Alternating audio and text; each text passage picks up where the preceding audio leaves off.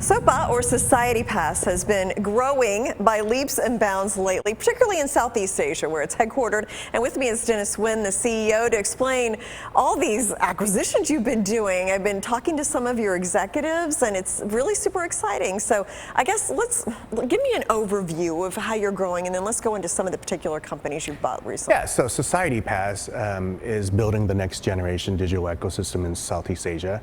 And what does that really mean? What it really means is that we are basically acquiring different companies to form our ecosystem. And these different companies, of course, are in different verticals.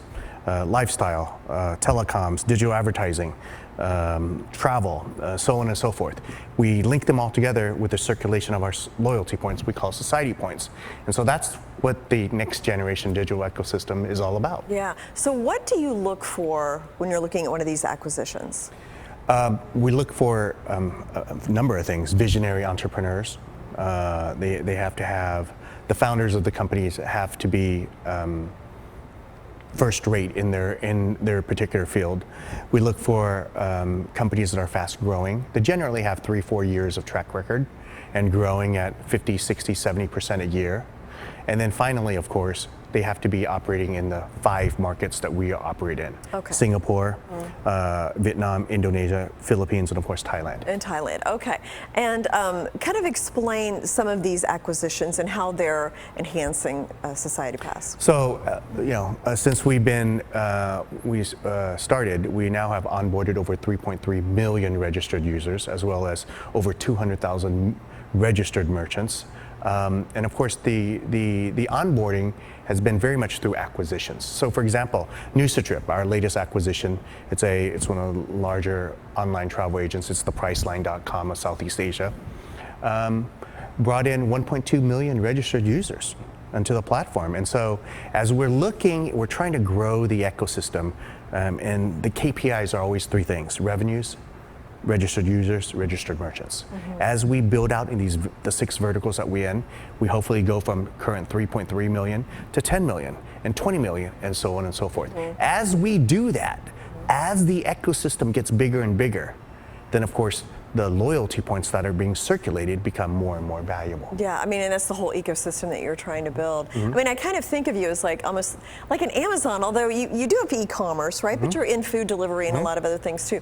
Almost like an Amazon of Southeast Asia. Would you say that's accurate? I think I mean, we would love to be someone to call us Amazon of Southeast Asia. That would be awesome. But yes, we do. We do have a lifestyle vertical.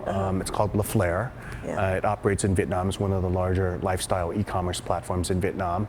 We sell women's products, shoes, dresses, suits, ties, sunglasses, so on and so forth. So we do that. Also, we do have our food and beverage delivery. We have 3 companies operating in Vietnam and Philippines. We're building the Instacart and DoorDash of Southeast Asia. Yeah. So those are the things we're building. We're bringing them onto the ecosystem. With the users and the merchants, we circulate the society points, as I said, and that's how the value is created. So explain that. How do the points work then? People do orders, they get points, and then they get rewards or something down the road. So how does that work? So we're all about gamifying, and you're going to learn about that word and know that word. That word's going to come into our parlance over the next 5, 6, 7 years. We're trying to gamify the retail experience. So let's say you're sitting in Manila, you're hungry, you order food, it comes there, and instead of paying $5, $10 in the form of cash, which you do, as you do that, you earn loyalty points, you earn society points. You take those society points, $5, $10 worth of society points that we give you. You then, let's say you accumulate those society points to $100, $500, $1,000 worth of society points. Then instead of down the road, if you want to fly from Manila to Jakarta, go on our travel website, NewsToTrip. With NewsToTrip, instead of spending cash, you redeem those loyalty points. Think of airline points. Think of hotel points. You redeem those loyalty points and basically a free airline ticket. As you get there, you then, of course, with our telecoms company called Gorilla Networks, you then could get eSIM service. And so you show up into Jakarta, Indonesia, instead of buying a physical SIM card, you get eSIM service. Your mobile phone then adopts a local Indonesian phone number. Okay. And that's the type of synergies that we're creating Yes. within our ecosystem. Right, right. And there's a blockchain element as well. There is a right? blockchain So explain element. how that works. So Gorilla Networks, which we acquired in June, is a blockchain Web3 technology-enabled telco. So with that, we will, with our blockchain and Web3, then we're able to use that technology to, like I say, gamify it. There's a lot of rewards, a lot of loyalty points, combination and permutations of those things that we could give you. So for example, let's say you were to go on our Nusu website and you were to say, you know what, I just went to this hotel in Bali.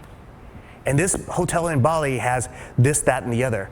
We would allow you to earn points from your posting, from your tweet, from your texting of your experience there, and we would allow that. We would basically, because of our data system, of our loyalty system, we were able to aggregate all this data and then shop it off to advertisers. Yeah, very cool. So explain in Southeast Asia. So my understanding is very young, very digitally connected population, growing economically. I know Singapore is just on fire from what I hear. So talk about that region and how that's advantageous for you to do business. So Southeast Asia, a region of 650 million people, okay, twice the size of the United States. Growing at almost every single country this year will grow somewhere between 4% to 7.5% average GDP growth. Okay. The median age of the 5 countries that we're in will range somewhere between 24 to 32. You contrast that with the United States here, 41 years of median age. Yeah. You contrast that with China, 42 years. You contrast that with Japan, 52 years. So this is a relatively very young population. And by the way, 82% of the population today has smartphones. Yeah. And so with the smartphones, you do the e-commerce, you do this, you do that. And so that all those macro elements come together in a very, very vibrant community. And here's the thing, Singapore per capita GDP is like $65,000, higher than this country. So we're not talking about a place where there's no ability to spend the cash. They spend it, and they spend it well. Yeah. And isn't there some kind of like trade agreement among those countries as well? So they're all part of what's called the Association of Southeast Asian Nations, ASEAN. But all those countries, I should say most of those countries, are also part of APEC, with the US-led Asia-Pacific Economic Cooperation. And they also just joined the Japan-led trade bloc. So there's a lot of free trade agreements between the various countries that really bring in a lot of investment dollars. And we're looking very excited for Southeast Asia and to be based in Southeast Asia. Yeah, very exciting. Congratulations, Dennis, on all your success. It's been fun to meet these companies, mostly on Zoom, but it's been great. Thank you so much for coming in. Thank you. Yep.